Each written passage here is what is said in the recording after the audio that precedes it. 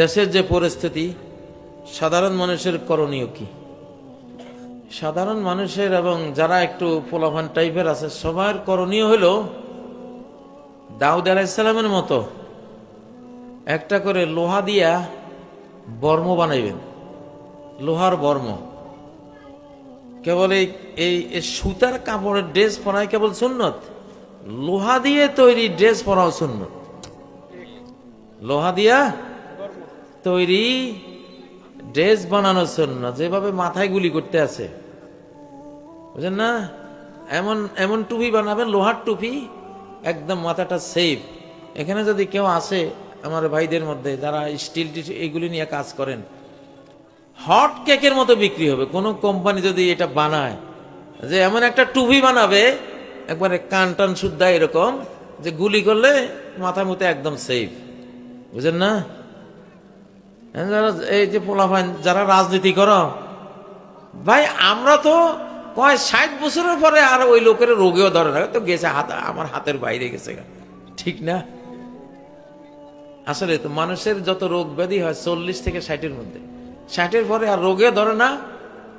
সহজে দুনিয়ার কোনো ফিতনা ফাসাদে ওদেরকে ধরে না, কারণ তারা তো অন্য জগতে চলে যাচ্ছে। এই জন্য কিন্তু যারা যুবকরা আছে তোমাদের জন্য বলছি,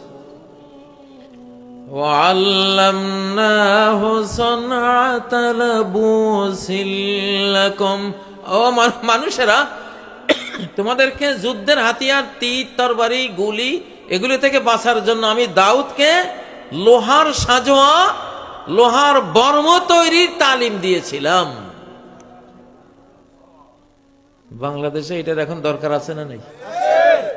স্বাধীন দেশপ্রেমিক, দেশ রক্ষা করতে হবে, দেশকে স্বাধীন রাখতে হবে, এটা আমাদের যুদ্ধ, বাস আর কোনো যুদ্ধ নাই, ঠিক না?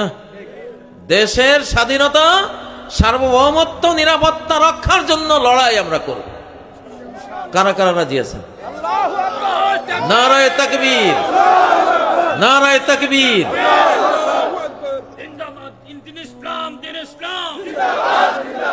দিল্লি না ঢাকা, দিল্লি না ঢাকা, গোলামি না আজাদি, আপোষ না সংগ্রাম, নারায়ে তাকবীর। তো এটাই হলো কথা।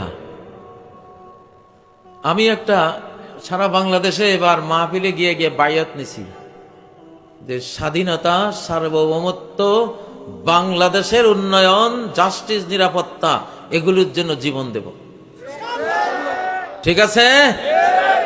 এটা স্বাধীন বাংলাদেশ সংঘ, জাতিসংঘের মতো বানাইছি, এটা স্বাধীন বাংলাদেশ সংঘ। এটা কোনো রাজনৈতিক দল না, ভোট চাইতে যাইতো না, শুধু দেশের জন্য কাজ করবে, দেশের উন্নয়নের জন্য কাজ করবে, দেশের মধ্যে ইনসাফের জন্য কাজ করবে। এটা হলো স্বাধীনতা, তারপরে হলো জাস্টিস, তারপরে হলো উন্নয়ন, 4 নম্বর পয়েন্ট হলো পরকাল। বাস, ইহকাল, পরকাল তো আমাদের মূল বিষয়, ঠিক না? তাহলে দুনিয়াতে আছি, বাংলাদেশ স্বাধীন থাকবে, এখানে জাস্টিস থাকবে, এখানে উন্নয়ন থাকবে, আর আমরা বাংলাদেশকে সাজাইয়া গোছাইয়া পরকালকে আমরা সাজাবো ইনশাআল্লাহ। 4টা স্বাধীন বাংলাদেশ সংঘ, সংক্ষেপে নাম হলো সাবাস। কি সাবাস? সাবাস মানে কি? সাহস। আরে ভাই, ফেরেশতা আছে তো, ফেরেশতা নাজিল হয়ে গেছে তো অলরেডি। ওনারা ওনাদের পরিকল্পনা কি বাস্তবায়ন করবে সারা পৃথিবীর মানুষ কল্পনাও করতে পারবে না কি হবে বাংলাদেশে। খালি লাইগা দেখো বাংলাদেশে খালি হামলা করবে, হামলা করি দেখোস না, হামলা কর না, তারপরে দেখিস কি হয়। ওইটাই বলতেছিলাম, নুনাজ্জিলুল মালাইকাতা ইল্লা বিল হাক্কি ওয়া মা কানু ইযাম মুনযারিন। বেঈমানরা যে বলে ফেরেশতা দেখাও, আল্লাহ বলেন আরে আমি ফেরেশতা নাজিল করলে তো তোরা টাইম দেব দুনিয়া থেকে ডিলিট করে দেবো, বিদায় করে দেবো। তো ফেরেশতারা তো আসছে ক্রিমিনাল অপরাধীদেরকে ডিলিট করার জন্য, এই পৃথিবী থেকে মাটির নিচে নেওয়ার জন্য, ঠিক নেবে ঠিক। সূরা হিজরের 8 নম্বর আয়াত। মাত্র 4 জন ফেরেশতা ছিল লূত আলাইহিস সালামের জাতিকে ডিলিট করার জন্য। কয়জন? তাও যুবক, আমাদের বাংলাদেশি বলবেন যেগুলি সংগ্রাম করে 14-15 বছর বয়স, এই টাইপের যুবক আসছে। ওরা ওই যুবকদেরকে, ওরা যে খারাপ লোক ছিল, যুবকদেরকে দেখে ধরতে গেছে। ওরা যুবকরা লূত আলাইহিস সালাম ভয় পাচ্ছে। ওনারা বলেন লা ইয়াসিলু ইলাইক, ও লূত আলাইহিস সালাম, নেভার, কশিন কালেও ওরা আপনার এই পাপী জাতি আমাদেরকে টাচ করতে পারবে না। আমরা নরমাল যুবক না, ফেরেশতা। ইন্না মাওয়াদাহুমুস সাবহু আলাইসাস সাবহু বিকারীব।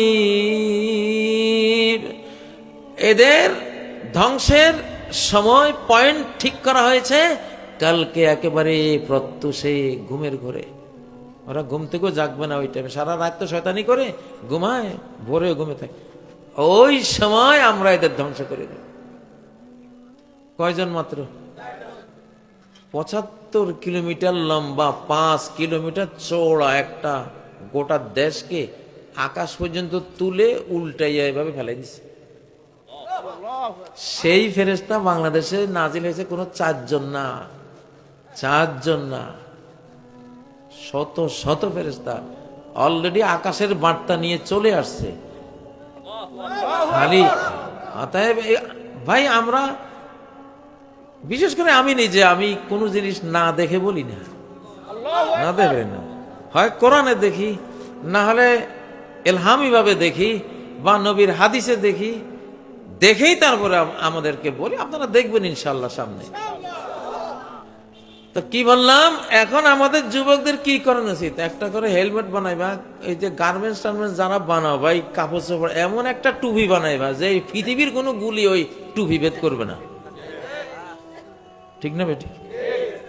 আমার মনে হয় কেউ যদি এমন একটা ক্যাপ বানাইতে পারে, এটা 15-20 কোটি পিস বিক্রি হয়ে যাবে, ঠিক না?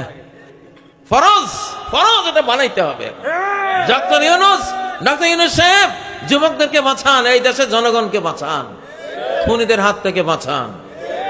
তাহলে এমন একটা টুপি বানাবে আর বুক রক্ষা হয়, এরকম পুলিশেরা গায়ে দেয় না, এগুলি তো বুলেট প্রুফ বলে এগুলিরে। সাজওয়া, কোরআনে বলে সারাবিল, সারাবিল বা সাজওয়া, আগের যুগের ভাষা বর্মা, বুলেট প্রুফ। এখন এই বাংলাদেশের এখন 1 নম্বর করণীয়, সরকার বেসরকার যে যেখানে আছেন, যার তৌফিক আছে, যুদ্ধ শুরু হয়ে গেছে অলরেডি, যুদ্ধ শুরু হয়ে গেছে, ঠিক না বে ঠিক? শুরু হয়ে গেছে। ও ভাই, বুদ্ধি মানে বুঝে কখন ধোঁয়া দেখছে সাথে সাথে লাফালাফি শুরু, আরে কোথায় আগুন দেখ খুঁজে পায়।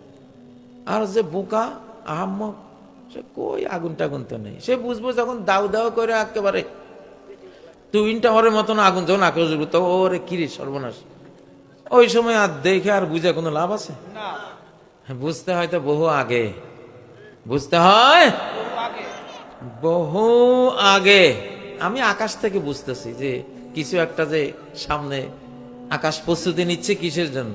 ভাই, তুমি জমিনে যদি সারা পৃথিবীর সব বিমান, কামান, অ্যাটম বোম তুমি রেডি করো, আকাশের বাহিনীর একজনে এনাফ এগুলিরে সাবার করে ফেলাইতে, ঠিক না? ঠিক না বে ঠিক? তাহলে এই টানের ভয় দেখাই লাভ নাই। আমরা এখন আকাশের দিকে তাকাই। কোন দিকে? জমিনেও আছে ইনশাল্লাহ, জমিনেও আমাদের কম নাই, ঠিক না বে ঠিক? আর আকাশেরটা তো আছে ইনশাআল্লাহ। আকাশেরটা কারো নাই। মুসলমান ছাড়া আকাশের সাহায্য কেউ পাইব?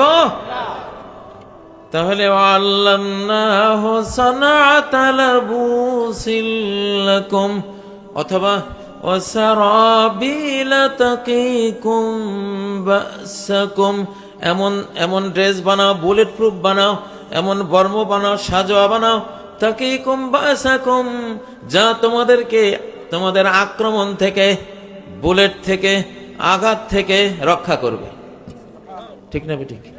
কারা চান এরকম এরকম ক্যাপ, এরকম বুলেট প্রুফ ড্রেস তৈরি হোক? চান? আমাকে সমর্থন জানান আপনারা। নারায়ে তাকবীর। ডক্টর ইউনূস সাহেব দেখছেন সরকারি ভাবে বানাই দেন এগুলি, ইনশাআল্লাহ আমরা পয়সা দিয়ে কিনবো, ঠিক না বেঠিক? মিয়া বীরের মতো হাঁটি যাবো, আমার টুপি আছে, আমার ড্রেস আছে, সেফটি আছে নাকি? আল্লাহ নবীজি ওহদের দিনে ডাবল বুলেট প্রুফ পরেছেন। ডাবল কয়টা? দুইটা। ওনার লোহার হেলমেট ছিল, ওনার ঘরের মধ্যে এইসব ড্রেস ছিল। আমরা শুধু কেবল কেবল এই সুতার তৈরিগুলি পড়তে শিখছি, এখন লোহার গুলি আমাদের পড়া লাগবে ইনশাআল্লাহ। ঠিক আছে না নাই? এগুলি হলো জাতির কথা। আপনারা প্রশ্ন দিয়েছেন দেশের পরিস্থিতি অনুসারে কি করণীয়, এই জন্য এটা বললাম। আর হলো ধর্ম একটা দুর্গ, ইবাদত একটা দুর্গ, আল্লাহর জিকির একটা কি, একটা দুর্গ। আপনি আল্লাহর জিকিরের দুর্গে যদি থাকেন, পৃথিবীর কোন শক্তি আপনাকে টাচ করতে পারবে না। আল্লাহর ধর্মের দুর্গে ঢুকবেন। ধর্ম একটা দুর্গ, ইবাদত একটা দুর্গ। এই দুর্গ ভেদ করলে, ভাঙলে আপনার সমস্যা আছে। ও ভাইয়েরা, আল্লাহ নবী দোয়া করতেন, আসলাহলি দীনি আল্লাযী হুয়া ইসমাতু আমরি, আমার দ্বীনকে মেরামত করে দেন, আমার ধর্মকে ইসলাহ করে দেন, এটা হলো আমার জীবনের নিরাপত্তা। জীবনের আদম আলাইহিস সালাম অপমান বেইজ্জতি হয়ে জান্নাত হারিয়েছেন কিসের কারণে? একটা নির্দেশ ছিল, সেটা অমান্য হয়েছে। আল্লাহর হুকুম মানায় ধর্ম, তাহলে তিনি ধর্মীয় দুর্গটা ইবলিসের ওয়াসওয়াসায় একটু ক্ষতিগ্রস্ত করেছিলেন, ঠিক নয় কি? সেজন্য কি হলো, উনি ওই জান্নাত থেকে জমিনে আসতে হইল। আমরা ওনার পিঠে কইরা দুনিয়াতে আইছি, এই জেলখানায় আমরা সবাই বন্দী। কিন্তু যদি আল্লাহর হুকুমটা তিনি অমান্য না করতেন, উনি ভুলেই অমান্য করেছেন, যদি ওই ভুলটা ইবলিসে করাতে না পারত, তাহলে এই জমিনের কারাগারে আসা লাগতো না, ঠিক নয় কি? ইবলিসের জীবনে, ইবলিস তো ফেরেশতাদের মুআল্লিম ছিল, ওস্তাদ ছিল। ফেরেশতাদের ওস্তাদ হয়েও কেন ইবলিসের এই দশা হলো? কি হয়েছে? সে ধর্ম নষ্ট করেছিল। কি ধর্মীয় বিধান? আল্লাহ বলছেন আদমরা সেজদা দে, যেহেতু আল্লাহর হুকুম, আল্লাহর হুকুমই ইবাদত, আল্লাহর হুকুম পালনে বন্দেগী, আল্লাহর হুকুম পালনই হলো জান্নাতি আমল, ঠিক নয় কি? ইবলিসে আল্লাহর একটা হুকুম অমান্য করেছে, চিরতরে সে লাঞ্ছিত, অভিশপ্ত, জান্নাত থেকে বিতাড়িত হয়ে গেল, ঠিক না? কয়টা হুকুম?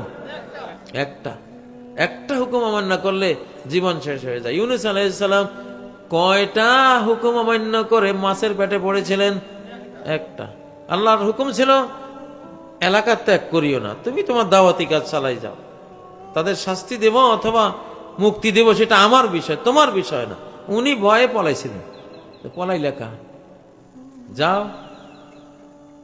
এখন যে জাহাজে করে যাচ্ছেন, জাহাজ তো টলা শুরু হয়েছে, ডুবা ডুবা অবস্থা। জাহাজের নাবিকরা জানতো কোন পলাতক গোলাম এইসব জাহাজে পালাইতে গেলে জাহাজের অবস্থা। এখন পলাতক গোলামকে লটারি দিছে, লটারিতে ইউনূস আলাইহিস সালামের নাম।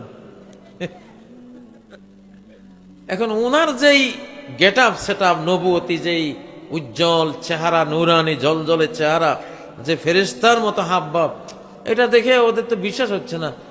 এরকম ফেরেশতা যদি গুনাহগার হতো, আমরা কি? ওরা আবার লটারি দিছে, আবার পলাতক গোলামকে আবার ওনার নাম, তাও বিশ্বাস করে না। 3 নম্বরে আবার দিছে পলাতক গোলামকে, এখানে আবার ওনার নাম।